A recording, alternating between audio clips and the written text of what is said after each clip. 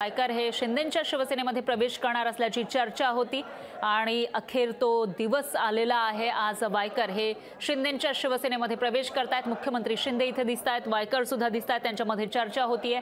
दरम्यान रवींद्र वायकर हे शिंदे गटामध्ये प्रवेश करणार असल्याची चर्चा अनेक दिवसांपासून सुरू होती आणि अखेर शिंदे गटामध्ये त्यांचा प्रवेश होतोय। त्याची ही थेट दृश्य आपण लोकशाही मराठीच्या माध्यमातून बघू शकतोय।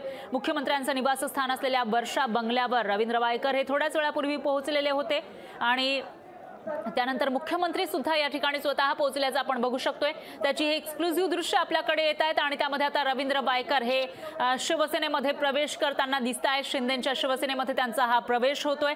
दरम्यान ठाकरेंचे शिलेदार म्हणून ते ओळखले जायचे, विश्वासू साथीदार म्हणून त्यांची ओळख होती, पण आता ठाकरेंना सोडून ते शिंदेंच्या शिवसेनेमध्ये प्रवेश करतात। इथं ते शिंदेंच्या हस्ते शिवबंधन बांधणार असल्याचं आपल्याला पाहायला मिळते। त्याची ही थेट दृश्य आपण बघू शकतो लोकशाही मराठीच्या माध्यमातून।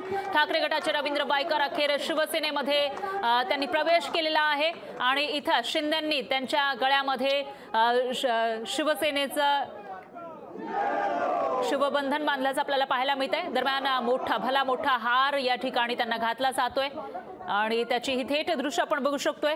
रवींद्र वायकर यांच्या मतदारसंघाचा ठाकरे गटाचे प्रमुख उद्धव ठाकरे हे दौरा करतायत आणि त्यातच दुसरीकडे आता रवींद्र वायकर हे शिंदेंच्या शिवसेनेमध्ये प्रवेश करताना दिसतायत।